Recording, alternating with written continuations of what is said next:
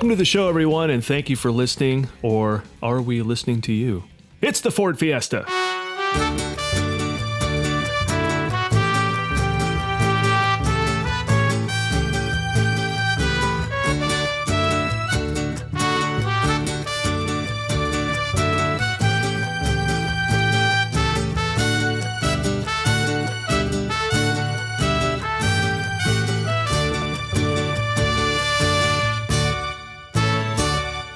I'm Fire Paul Preston. And I'm Age of Adam Line.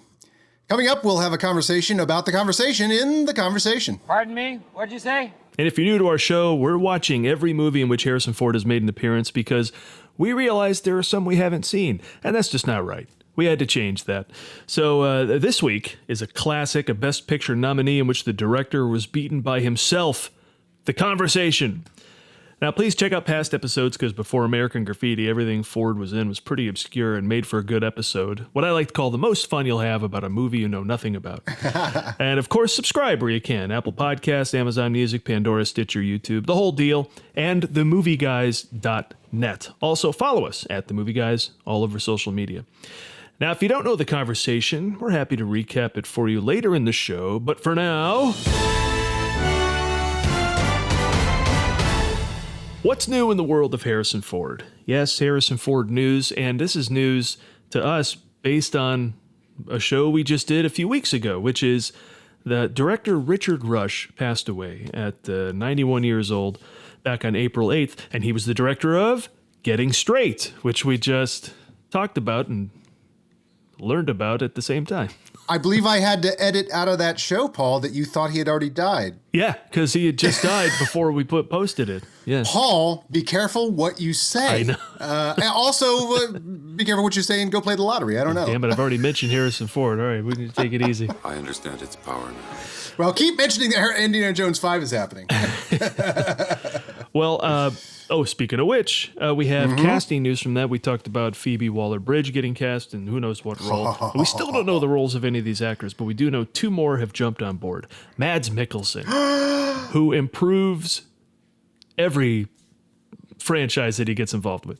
Be still my potential Indiana Jones villain heart. But, it seems right, but he pulled off Galen Erso quite well and is not a villain, so I don't know. He's That's true. But, of course, yeah, he does have history as Hannibal. He's the bad guy in Doctor Strange, and he has now recently been announced to replace Johnny Depp as Grindelwald in the ongoing Fantastic Beasts movies, so...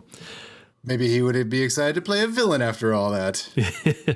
So, Thomas Kretschmann, also on board. You may know him as Baron Wolfgang von Strucker in the Marvel movies for the Hydra. But I remember him specifically from being in King Kong and then Wanted kind of back-to-back in the mid-2000s. And but still constantly working, and now will find himself in an Indiana Jones movie, which we all would like, I think. There's so many characters show up in the Marvel movie that I just never thought I would see on screen. Batroc the Leaper would top the list that I thought I'd never see on the big screen. And then to make a reappearance when he shows up again in Falcon and the Winter Soldier, I was like, oh my God, I have 2 hits of Batroc the Leaper in live action cinema. I am so happy. Well, you're just going to get happier because returning to score the film Indiana Jones 5, John Williams. So he's done with Star Wars, but he is not done with Indiana Jones. So he's coming back to do Indiana Jones 5. I never thought I'd hear those words. I never thought they would make another Indiana Jones. And I totally put to bed when John Williams was done with Star Wars. I was like, that's the end of an era. But in my head, that was also the end of him doing Indiana Jones or anything George Lucas, Steven Spielberg, whatever. But, oh my God. That's the thing. People always talk about better save up for retirement. It's like, if you're doing what you love, why would you retire? Why would John Williams retire? Yeah, that's true. You hear about him lessening his time in person when he does the Hollywood Bowl shows. And sure enough, who shows up there? Thomas Newman, I think, right? Or David Newman, one of the Newmans. David Newman shows up and conducts a lot. Clint Eastwood, John Williams. I love these guys that just keep going until they're told to stop because they got a lot to give. And they have no interest in just sitting by a pool in Palm Springs, I mean, when I finally get the chance to be a feature film director, or you do, what are we going to quit? No way, I worked too long to get here. Well, there was that one. Okay, that's enough of that. No. One of the great coups of a couple years ago when he did the Hollywood Bowl was that he played, instead of playing Raiders of the Lost Ark or anything from Raiders that night, he early on in the show did a suite from Indiana Jones and the Kingdom of the Crystal Skull, which doesn't have the proper, it's not as big with the Indiana Jones theme, and it has Mutt's theme and all these other great themes in it. But when it finally does hit the Indiana Jones theme and everybody cheers, I turn to the person next to me and I go, John Williams just got this entire crowd to cheer Kingdom of the Crystal Skull. Now that is a feat. And he's coming back. They just announced the Hollywood Bowl summer schedule. And there's 2 dates set for the maestro of the movies, John Williams. And last news about Indiana Jones 5, looks like they're going to Scotland to film. So that should be interesting. I love the tapestries there. He has Scottish roots, the guy that looks at the tapestries. Maybe I've asked for too much. You think Harrison Ford will have to put on a Scottish accent again? Oh, God, please no. Harrison Ford can. Indiana Jones shouldn't. We'll have that talk in a couple of months. And then as ever, I Google Harrison Ford news just to see what comes up. And not a lot of the stuff that you normally have with gossip and everything, but Screen Rant put out an article pushing the theory that Ford should return as Jack Ryan for a sequel of Tom Clancy's Without Remorse, which I just saw this week, the Michael B. Jordan film. If you haven't seen it yet, it's vintage Tom Clancy stuff. But it's really the origin story of Mr. Clark, who Willem Dafoe played in Clear and Present Danger. So, oh, really? Yeah. So is Michael B. Jordan playing that character? Yeah, who starts out as John Kelly, gets not double crossed, but gets like his whole Navy SEAL team gets ambushed by evil Russians, which is great to have evil Russians back in any form. And then, then there's a whole action movie. But by the end, he pretty much has to disappear and gets that moniker put on him, and you realize that he's already talking about the Rainbow Six squad and all that coming up. So I think Screen Rant just said, wouldn't it be fun? Then Harrison Ford comes back as Jack Ryan, who's now like the vice president or whatever he is by the time Clancy finished writing the books.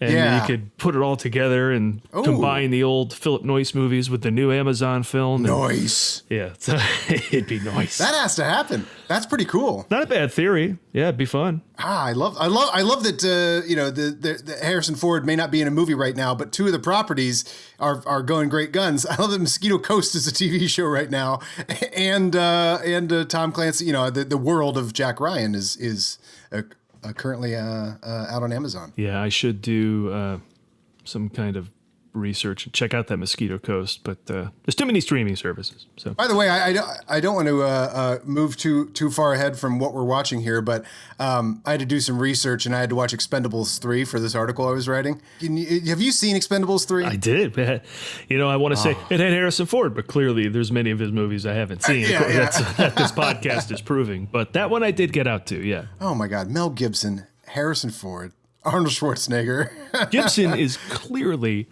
in a different movie than everybody else. He's got stakes and emotion, and everyone else is just doing like standard action movie 101 walkthrough, and Gibson is like feeling it like he does. He brings that gravitas to the movie, and he brings it to Expendables 3, which doesn't deserve it, and he's so good. Oh, I can't wait till it's okay to like him again. Yeah, should probably just do the Gibson. What would the Gibson Ford Fiesta show be? The Gibson Quinceañera? The Gibson Sierra? The Gibsoniera. The Gibsoniera. No, I absolutely want to roll right into Mel Gibson after this, but I don't know if that's acceptable. I don't know if there'd be an audience. One more quick recurring segment before we get to the recap. May 8th, 1984, Indiana Jones and the Temple of Doom is released. I remember being pretty stoked for this. I was a young kid. I saw that movie 6 nights in a row. You did? When I was a wee 14-year-old lad. Yeah. Star Wars was such as this magnificent, perfect thing. And the idea that they made sequels to movies was learned when there was The Empire Strikes Back. My parents had to explain what sequels were, that you could do these stories a second time. And I was like, oh my God, I get to watch all these people from Star Wars again? And then, of course, I'm like, well, they're going to make another one, right? Yes, they are. They're making a trilogy. What's a trilogy? So then Return of the Jedi. So as of Indiana Jones and the Temple of Doom, I knew to get psyched at the very idea of a Raiders of the Lost Ark because there would be another one. Oh, my God. I remember sitting outside the mall with a marquee right there, knowing that we were going to see Indiana Jones, but we got there too early. And so we're just sitting out there and listening to the Reds game or something like that. And I'm reading comic books that Dad bought me, and I just keep looking up at that marquee. Oh, I got that image in my head. I could feel the weather that day. I was so excited, and everything was so primed to go see Indiana Jones and the Temple of Doom. My goodness. I'm thinking about it. Now, you're probably thinking to yourself that outside of Quest for Fire and The Artist, most films are just a series of conversations. Well, here's a film that hinges its entire concept on one. And we'll tell you about it now in our patented Movie Guys recap. Let's do it!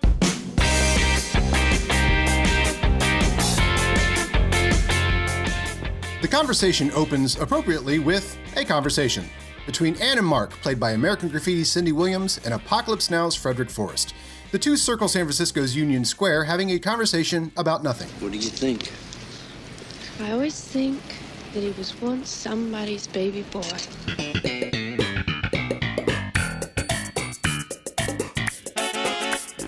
As they converse, their audio goes in and out, flanging with digital artifacts, revealing that they are being recorded.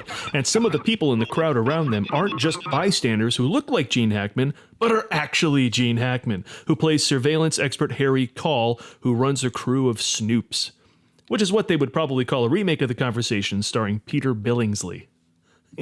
not Frankie Muniz, Peter Billingsley. No, not Frankie Muniz. You want to change that up for Frankie Muniz? Oh, you mean that 2020 kid star Frankie Muniz, Paul? Am I being too old with my reference there? Jonathan Taylor Thomas in Snoop. Sorry, go ahead. Several surveillance methods, from a long-range microphone on a tower to gift boxes hiding reel-to-reel tape recorders carried by bystanders, are used to capture the conversation. All this data goes back to a recording van and into the headset of Stan, played by The Godfather's John Cazale. Because when you want to round out your cast, go with the best. I can handle things, I'm smart! But believe it or not, a lifetime of secretly watching people will make you feel like you're being watched. And so it is for Harry, who has 3 deadbolts and an alarm system on his apartment, and breaks up with his girlfriend Amy, played by Terry Garr, when she asks him to tell her anything about himself. I don't have any secrets. I'm a secret. Not loner enough for you? He also plays saxophone, alone, to jazz albums. Back at Harry's loft In case studio, you missed that, he broke up with Terry Garr. Good Lord. She wanted to get down that night, too, and he broke up with her. My goodness. He is a flawed protagonist, Paul. I'm starting to feel. Flawed human. Back at Harry's loft studio, he plays back the Union Square conversation in glorious analog, with enough reel-to-reel process insert shot porn to make Alan Pakula puke. The repetitious and hypnotic conversation is combined with a sound bath by Walter Murch, montaged with flashbacks rhythmically conducted by Maestro Coppola. That's hot. But that's not who the conversation is really about. Harrison Ford plays Martin Stett, an assistant to the director, a mysterious figure who hired Harry to capture photos and audio of the young couple in the park. Harrison Ford adds suspense to the scene with a performance that's intense, menacing, and silent on purpose. Not simply because the movie didn't give him any lines like his previous movies up till now. Here's your money, $15,000 cash, as you asked. And these are our tapes? I had an arrangement with the director. I was to give those to him, you see, personally. I understand. But he's not here this afternoon. Matter of fact, he's out of the country, and he asked me to get the tapes from you and give you the money. Harry's uncomfortable giving the tapes to anyone other than the director, and his detachment from his work falters as he realizes he's handing Stett a death warrant for the young couple, and in a moment of conscience, takes the tapes back, causing a struggle between Stett and Call. I guess I can just wait on this.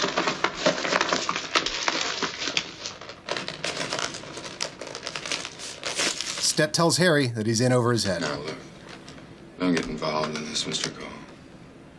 Those tapes are dangerous. You know what I mean.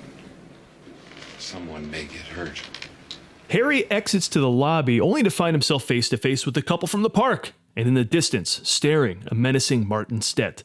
Harry is indeed in over his head. That is correct.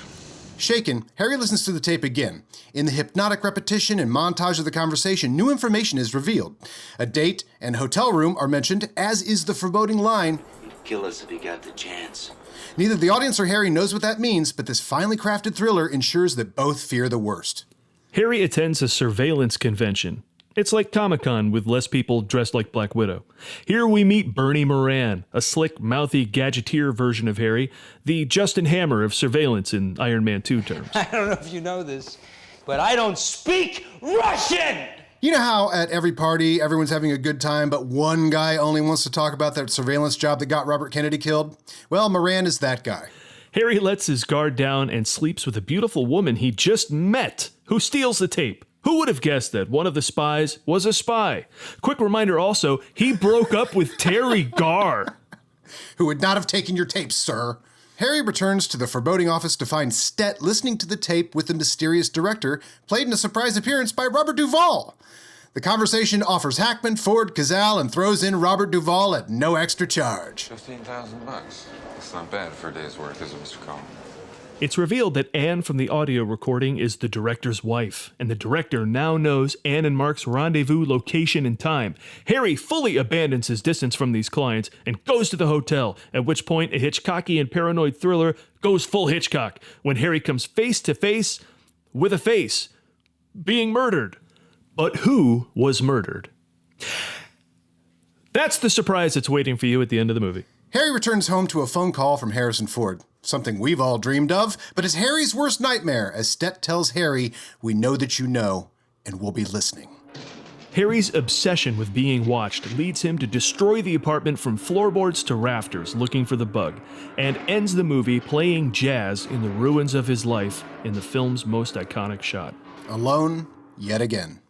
And that's what waits for you kids in the fast-paced world of audio surveillance.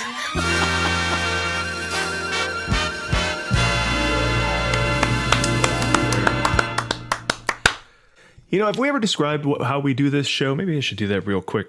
We're coming right off having seen the film, just in case you were wondering. Like, right. We do all that recap stuff, but that's actually I've recorded a different time because I feel important to let the listener know we just saw this film. When you hear our reaction, we're coming straight off the movie, and then we take time to write the opening. But So we'll talk about what makes it great. Everything. I mean, it is such a precise, laser-focused paranoid thriller.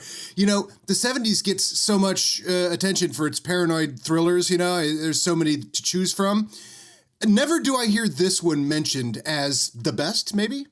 This is better than 3 Days of the Condor. This is better than Parallax View. Parallax View is genius. Marathon Man. Marathon Man. There were a lot of them. It's definitely better than Marathon Man. I mean, you realize all the notes on the paranoid thriller piano. This one David Shire plays. This one like such a masterpiece. The paranoia is so constant through this, and so folded into the character. The conspiracy in the movie could be as big as Watergate. Could be everything they reference in it is Robert Kennedy and, you know, these other very famous like Teamster cases and stuff that are referenced throughout it. And yet, I think it comes down to an affair, right? That's it. Isn't that amazing? You could build this up in your head as this giant, because all the peripherals that talk to Harry Call, they're always talking about big politics and a guy got murdered in a boat and this thing and Teamsters and da-da-da-da.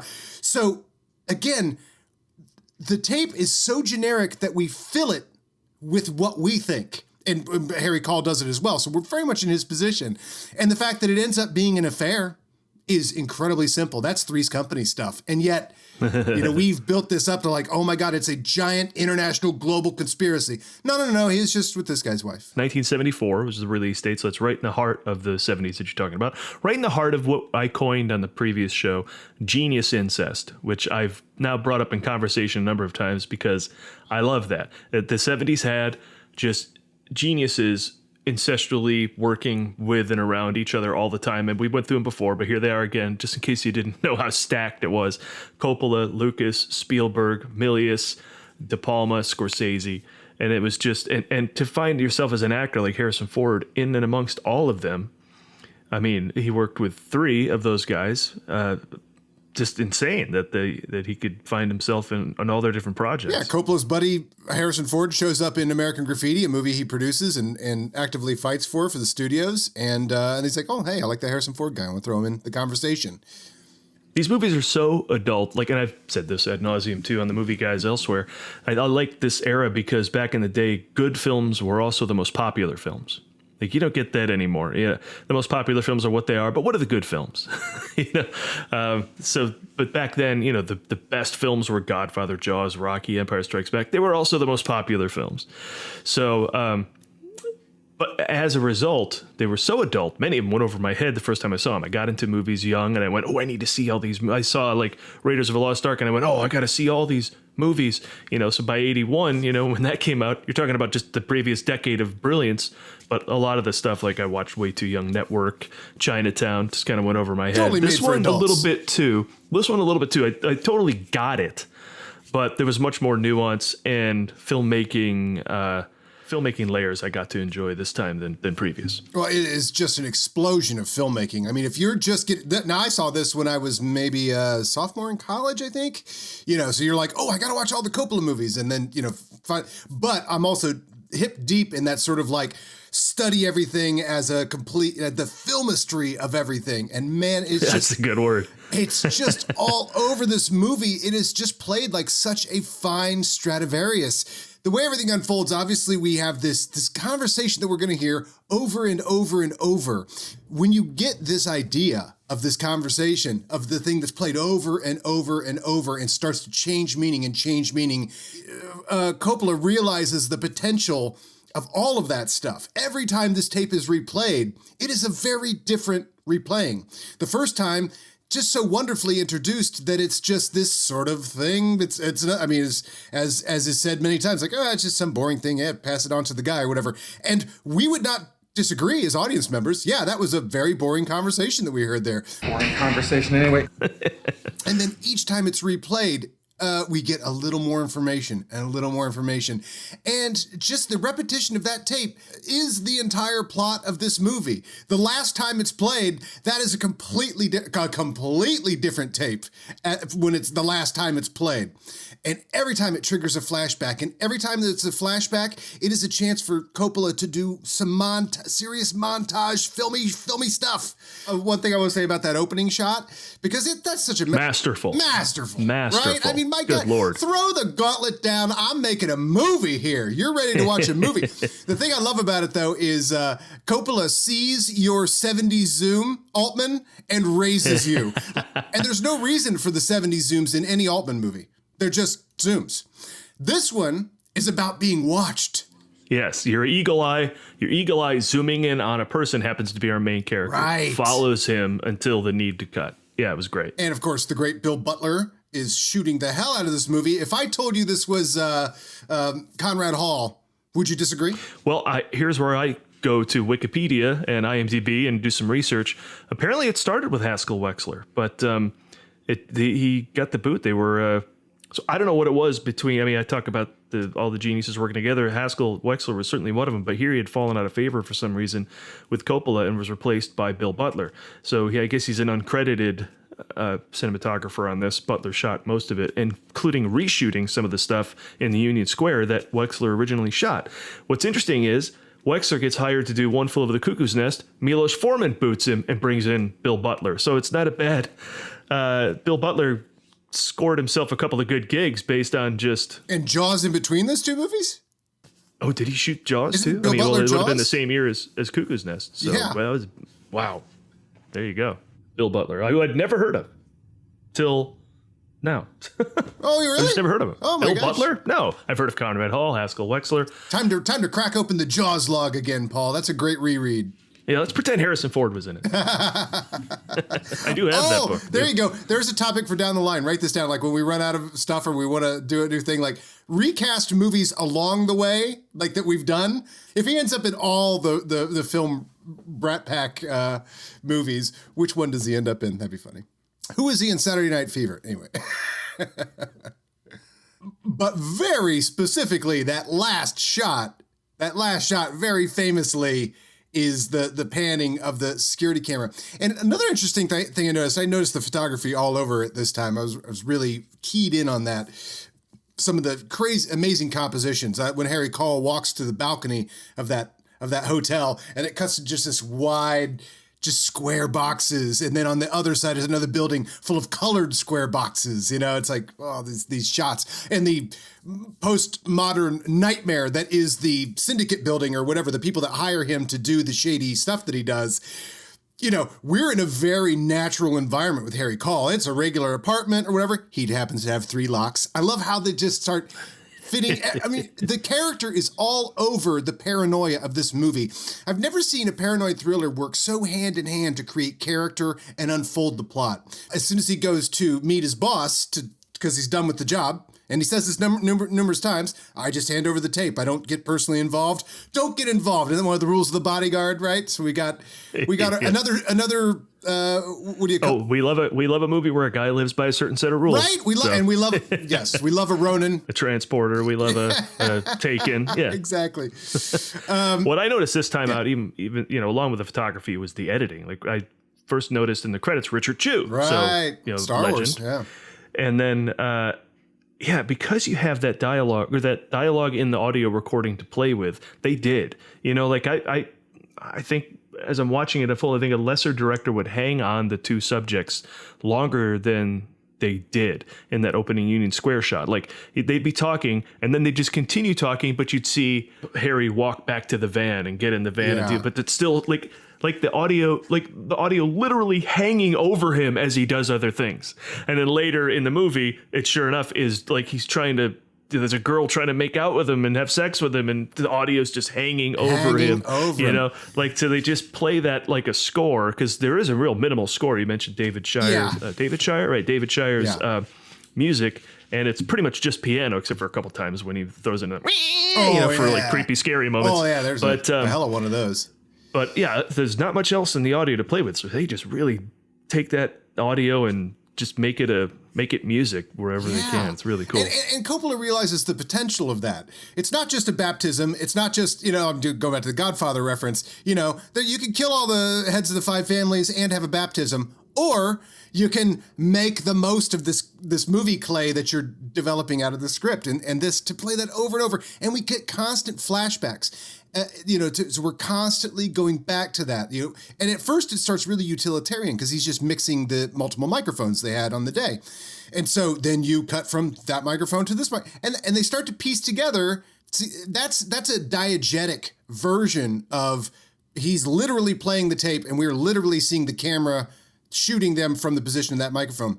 But then these conversations and shots start coming in non-diegetically. Suddenly, he will get a shot of them when he was laying down with the trying to make out with that woman, and popped into his head. There's no tape playing, nothing. Now it's like haunting him. So that sort of image, those sort of flashbacks over and over and over, means something different every time. Just like every repetition of the tape means something different every time. And I heard during production that Coppola actually used different takes of Cindy Williams and Frederick Forrest. So each time you hear it, it's actually some different takes. It's not from the original. It's not from the opening. Yeah. I read that same thing. Yeah. And, he just trusted his team a ton, and he had to, because Coppola made The Godfather, and I think he was actually still editing The Godfather when this needed to go into post too. Wow. And so it's like, Walter Murch, you got it. And if it's anyone you would go, hey, you got this? Walter Murch, you'd want to know, has got it. But here's just another example of below the line talent being just such a crap term, because, Walter Murch picked this up and probably saw it through to the finish line while, Coppola's juggling two different, and he's probably doing pre-production on Godfather 2. I mean, there's a lot going on, and he just saw this through to the finish line. I just hate the fact that editors get called below the line talent, because this is something I've shared with Mike J. Nichols, who's been a Movie Guys guest multiple times, and we've probably ranted on it on old shows when he's been a guest. But it's just he seems to have been a crucial part of this production, and I hate when they're called below the line. And Walter Murch was big part of the Zoetrope crime family, because THX 1138 was, now I don't think he was an editor at first. I think he was an audio editor, I believe, at first, because Murch later became an editor, but I think because he had a lot to do with the audio from last week's American Graffiti, right? Making sure it sounded like it came in and out of the cars where people were going. So I wouldn't be shocked if he had a major hand in the audio for the conversation as well. Oh no, 100%. This 100%. Yeah. No. This is Walter Murch at every moment. Yeah.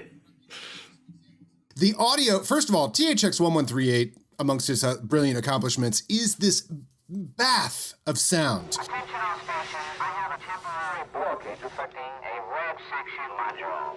Must demand complete insertion of the override. It's getting into a critical phase. But it's this Walter Murch, these voices that go through this vocoder, and you can hear it in the X-Wings in Star Wars. Copy, base 1. Luke, take red 2 and 3. Hold up here and wait for my signal to start your run. It's got this real great garbled, perfectly Walter Murch garble that's artistic.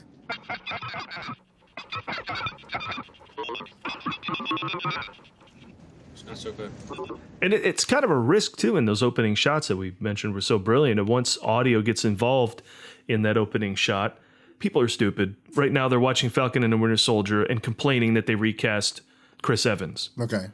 with Wyatt Russell, which is, Wyatt Russell is John Walker, who's taken over for Captain America because... But they can't figure it out. Like, I wouldn't be surprised if people went in, heard the audio at the beginning of this movie and went, you guys, could you fix your projector? It's playing the audio all crazy. Yeah. Because it's specifically going, it's doing all this crazy stuff. It sounds like alien voices. It's so and it's Walter creepy. Murch. And it sets up a great start to the whole and it's thing. tension. It adds tension. There's so much tension in this movie. The editing adds to the tension, the photography, the directing. It's just, what a tense movie. Is this Coppola's only 70s movie? Now, I'm putting heavy quotes on 70s. By the way, The Godfather doesn't really feel like a 70s movie to me. I don't know if it does to you. Takes place, what, in the 50s? Takes place in the... Right? Yeah, post-war. Late 40s, early 50s, yes. Yeah, Michael. So it doesn't feel like a 70s movie. Apocalypse Now is about the 70s, but it doesn't feel like a 70s movie. It feels like something else. It almost feels like but this one is a real 70s movie. Might be Coppola's only 70s movie in terms of true feel, not just year it came out. Yeah, I would say Jack is not a 70s movie of Coppola's. No. Gardens of Stone, not very 70s. I can rule him out, I think. I can rule him out. How about The Easier Rainmaker? to rule him in. Not so much. That feels straight up 2002, doesn't it? or 98 or whatever year it was. Yeah, feels straight up whenever the hell it came out. It feels straight up a couple of years after The Client. That's what all those movies feel like. Grisham, the Grisham zone. zone. The Grisham era, right? Everybody had to make one. You talked about Zoetrope, and we talked about last week the birth of Lucasfilm and how these guys just got tired of the studios and wanted to make their own stuff. So this was the launch of another company called The Directors Company. You see it in the opening credit. The Directors Company presents. That's Coppola, William Friedkin, and Peter Bogdanovich. So now we have two other legendary directors in the circle of genius incest. And it's basically Paramount Pictures telling them, make anything you want under $3 million. So Friedkin thought The Conversation was such a ripoff of Blow Up. He was vocal about it, so the two of them had a fissure. And then Bogdanovich made Daisy Miller, which is a movie I haven't even heard of, but apparently it tanked and the whole thing folded. Yeah, I was going to say, let me guess which two tanked that relationship. Bogdanovich tanked a relationship? I'll have to read up more on that. But going back to the audio, like, what is audio recording like today? I'm sure it's a lot better. Is it creepier better? Like, they had an audio microphone gun at the top of a tower and one sticking out of a window and people walking by with bags with mics in them, and they were recording what these people were saying.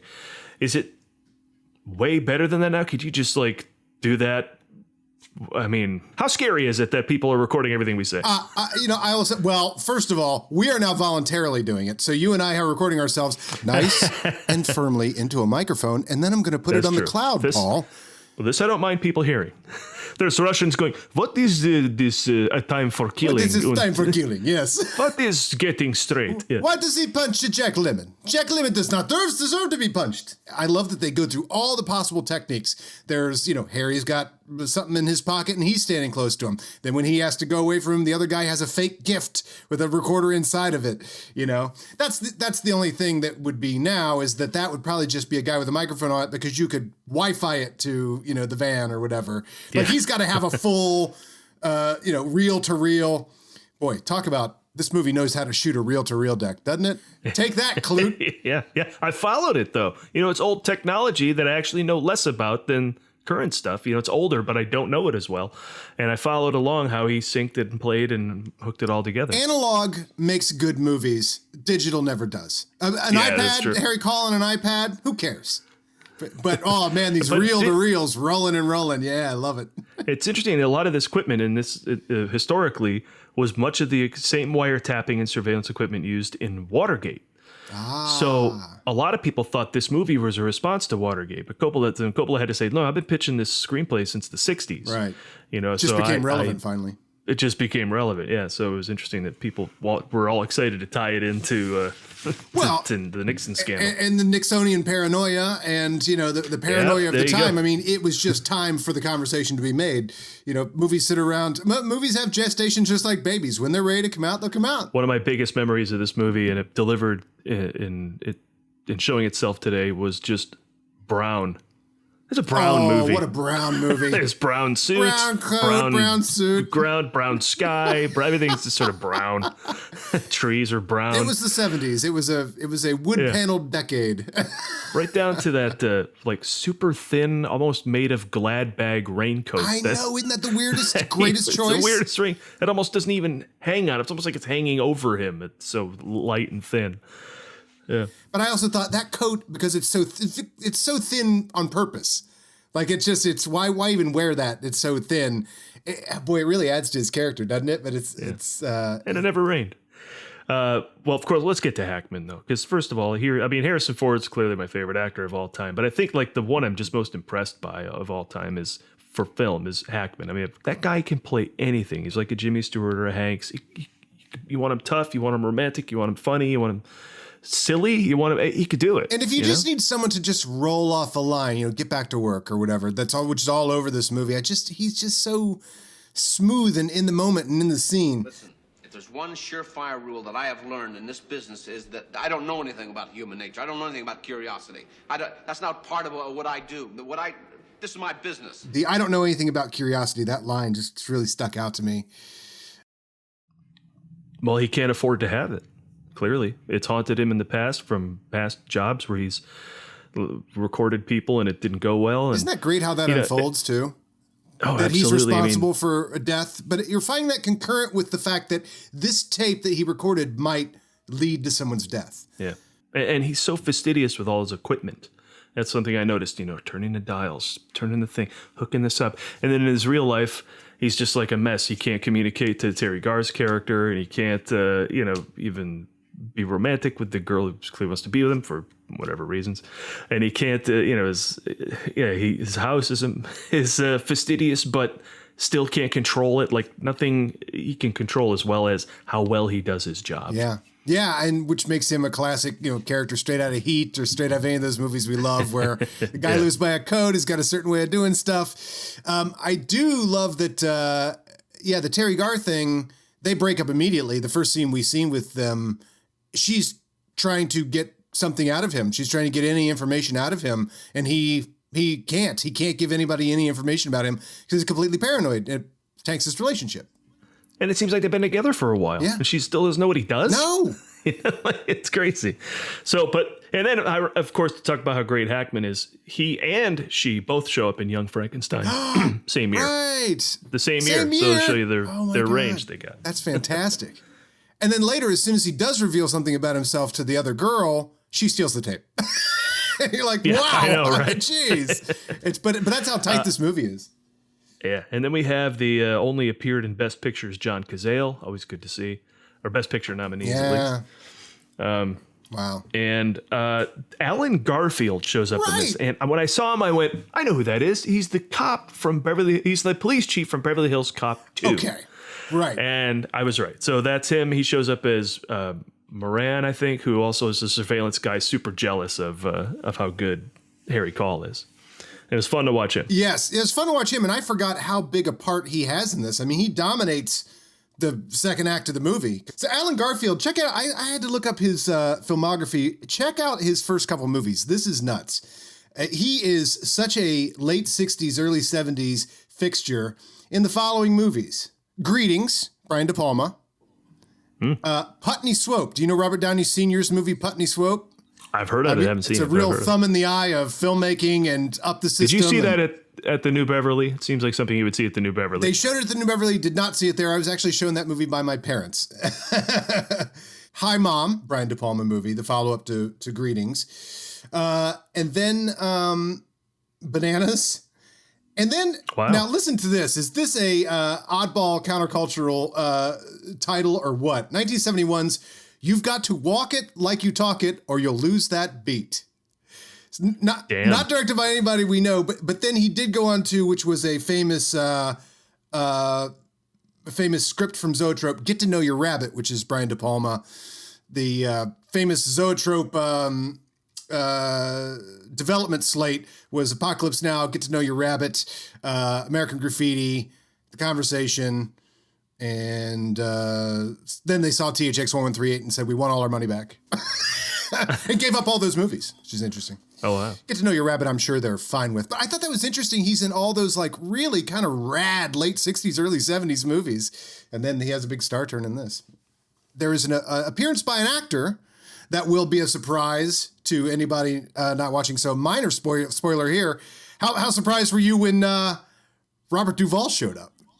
Oh, yeah. That was cool. No, I remember him from this. Okay, yeah, I forgot about that. I forget about that every time I watch this. Oh, cool. Yeah. Yeah, it's just a small part. So, you don't expect the actor of his caliber. But yeah, he came in and it was just good to see him. I mean, clearly Coppola and they did Godfather, and after this they're going to do Apocalypse Now. They're a thing. So, and they should be. I believe I read a piece of trivia on the Invasion of the Body Snatchers, which is a San Francisco movie. And some of these crew members, I think, worked on it as well. The Philip Kaufman Philip Kaufman. Who I yeah. think was connected to them too. Didn't he write the first draft of Raiders? He wrote the story of Raiders. Right, story of Raiders. He was in on it. Yeah, so he connected to the whole Coppola gang. And when's the last time you saw the Invasion of the Body Snatchers from 70? A long time ago. It was before I saw this the first time. There's a random Robert Duvall just as a priest on a swing. It's just randomly, he's just on the swing and he's staring. Because people start staring in that movie. That's got a great paranoia thing. So just suddenly Donald Sutherland's being stared at by this priest on the swing. He's just swinging with a kid. But he's staring at him, and it's Robert Duvall. And you're like, did I just see Robert Duvall? The 70s. So, and Robert Duvall's the guy that went and did THX 1138. Well, who would do that? Lucas? Shave your head and be in this movie, this incomprehensible art film? And also, he's the one that packed it up in a van and hit the road with George Lucas and Coppola to shoot the Rain People. He's game for anything. I mean, this guy, so it's pretty cool that he shows up in all these things. Oh, 70s. Would that we could have you again for movies. All right, but that's not what this movie's about, Paul. Here's your money, $15,000 cash, as you asked. And these are our tapes? No, it's about Richard Stett. Is that his character's name, right? Yes, when they finally mentioned his name, I was like, oh, what a great prick name, Stett. And he is, again, my memory of this movie was that he was just kind of the stooge who ordered things and I thought he was in this as much as he was in Apocalypse Now. Could we say it's his biggest role, bigger than Falfa, more important? So biggest role yet. 100%, and he gets to silent act. That's a real first for him. In fact, the first scene when Hackman goes to the boss, suddenly he goes from this sort of like very organic world to this like straight up columns of cement. Yeah. And so he's walking through this really beautiful postmodern hell. And then we have a silent introduction, very intense silent introduction to Harrison Ford. There's a lot of staring from Harrison Ford, intense staring. Very steely. So well done, right? I mean, it's a great side of him. Yeah, no, he's very good in the film. He's the villain. Not his biggest performance yet, probably his best. Yeah.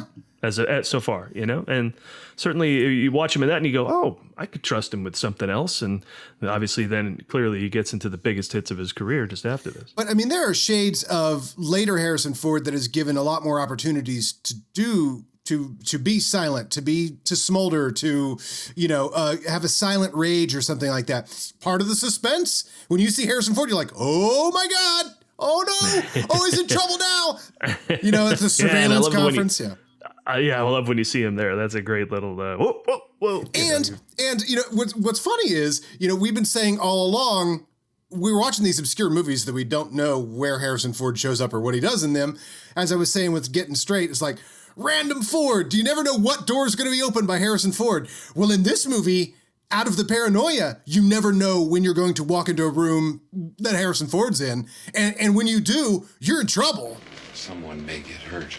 So it's kind of like that sort of tone, that Getting Straight thing of like, ooh, Harrison Ford could pop up at any moment. In this one, it's like, oh, he could pop up at any moment, and Gene Hackman's in trouble when he does. And the best one is when he rounds the corner and there's just a red couch with Harrison Ford on it. Yeah.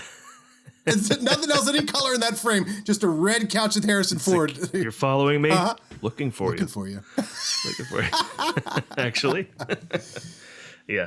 And of course, I love that when he's steely walking down that office with Call behind him.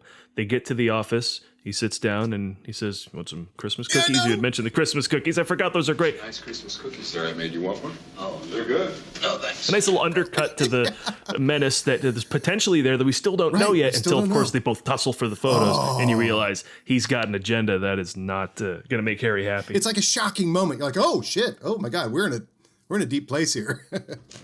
Now look, don't get involved in this, Mr. Cole. So, the movie's legacy. Well, it gets nominated for 3 Oscars: Picture, Original Script, and Sound. Lost out to Godfather Part 2. Ironically, Coppola beat himself. But the National Board of Review and National Society of Film Critics gave Best Picture to The Conversation. So again, say what you want. The critics often know a little more than sometimes the voters do. There was a TV series made with Kyle MacLachlan on NBC. Went to pilot, was not picked up. I don't know. I guess you could have him get involved in a different scenario every week where he records something, gets involved in some mayhem, and then has to get out of it. That there's possibility there for something like that. Yeah. NBC thought differently, though. But the film itself cost $1.6 million, so it fit into the what was the group called? The Directors Company of under $3 million, and it grossed 4.4. Not a huge take, but based on what it cost, it hit. Nice. It's an art film. Good work. Yeah. And then it won the Grand Prix du Festival International du Film at the 74 Cannes Film Festival. It's in the National Film Registry, Library of Congress, and has a 96% on Rotten Tomatoes. Who are these dummies who are not given this? Hey, I'm just happy there's 96%. I mean, that's saying a lot. I mean, this is, for some people, I could see this being a slog. I mean, every time Victoria entered the living room, nothing was happening. And I was like, this movie's great and nothing's happening. Yeah, exactly. He's sitting there playing the saxophone. You're like, why is this so great? Why is this so great? I don't see the appeal. And I never saw this film, but is Enemy of the State a continuation of The Conversation? That is, people love having that talk online. Right. That's a fun. It easily could be. It easily could. I mean, why not? Yeah. Why not? I love that theory that he could be Harry Call. Yeah. So the definitive list of Harrison Ford essentials. Then back to Harrison Ford. Okay. Back to Harrison Ford. Righteous anger. He's not such a great guy. I don't know if righteous is a thing. Here. No, and the anger is smoldering. It's not, you find this man. It's not that. That's what we mean from righteous anger, right. It's I was looking for you. Yeah, I was looking for you. $15,000. That's not bad for a day's work, is it, Mr. Cole? And he doesn't point because he would if he got angrier, I think. Smile and charm, he doesn't even have that either. He's, again, I go back to the word steely. He doesn't shout, steely. He doesn't anything. He doesn't even hit anybody. So that takes the punch count back to 1 from Love and still a 0 on the punch count. Oh, by the way, this I forgot to mention this at the description on the copy of the the conversation that I have describes, this is the plot described. This movie is not about this, but this is how they describe it. Focusing on Harrison Ford. Well, we're just come off Journey to Shiloh, which stars Indiana Jones and the Godfather, according to one of the DVD covers. Godfather. So. Doesn't James Caan play Godfather? This description says, when a mysterious client's brusque aide hires him. That's how this is. Brusque aide. That's the best thing. He is brusque. He is brusque. Anyway, I wanted to tag on to. Maybe we should put brusque on the definitive list of essentials. Is he brusque? He's brusque often. Okay. He's often brusque. This is the first time he's brusque. Yeah. It's a notable film in his career. He entered brusquedom. Entered brusqueness. Not very brusque. Let's cover the Harrison Ford brusque list. Okay, so we have Dead Heat in a Merry-Go-Round, not brusque. Love, no. Time for He was a little brusque in Journey to Shiloh. Brusque. I doubt anybody would describe him as brusque. They might have just described him as slow. There's a difference between brusque and slow. Yeah, when a mysterious client's brusque aide hires him. I have to use that word more. You guys see the conversation? Was Harrison Ford in that? Yeah, he played the brusque aide. He played the brusque aide. Is brusque not a cologne? I see brusque as a cologne from Harrison Ford. Harrison Ford's brusque. I'm in it for the money. For clear and present fragrance. Brusque. By Brusque by Harrison Ford. Without me, you're nothing. Have a fun time. Have a fun time. Have a fun time. So how Harrison Ford is he in this? Let's go with the percentage. What's great about this is he feels very Harrison Ford, and yet I cannot connect anything he does in this to the big Harrison Ford highlights. He's not very Han Solo. He's not very Indiana Jones, but.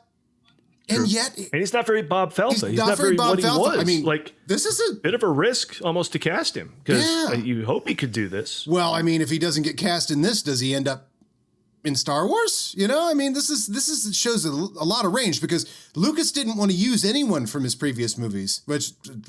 Same thing with Indiana Jones. He didn't want to use anybody from Star Wars. Yeah. But there's one guy who could change your mind. Yeah, he uses Hayden Christensen twice. I don't get it. Anyway.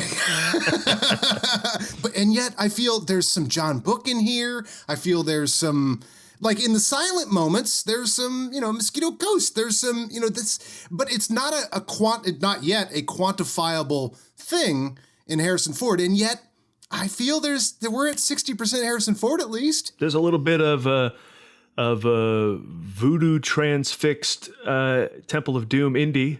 Molaram Sudaram. A bit of that in there, right? You're right. There is a little voodoo transfixed indie. Is that what they named the action figure? Voodoo transfixed and indie. Well, he plays a brusque aide, and then he plays a voodoo transfixed archaeologist in Temple of Doom. That's the name of the Halloween costume that doesn't want to say Indiana Jones. They have to use a generic name. Voodoo trans. We couldn't get the rights. We're just calling him voodoo tranced archaeologist. I'm very curious now moving forward, the way we're doing this in a row, that when I get to the other moments that feel very Richard Stett, I bet there's a lot of Richard Stett in Frantic, But I haven't seen that movie since 1980. Yeah, but it's not very often that he plays a villain, No. Or even someone that could be wavering. He got into such a hero role. I mean, just in What Lies Beneath was he a little, we don't know what to make of this guy. Of course, presumed innocent. It went back and forth because of a trial. But it's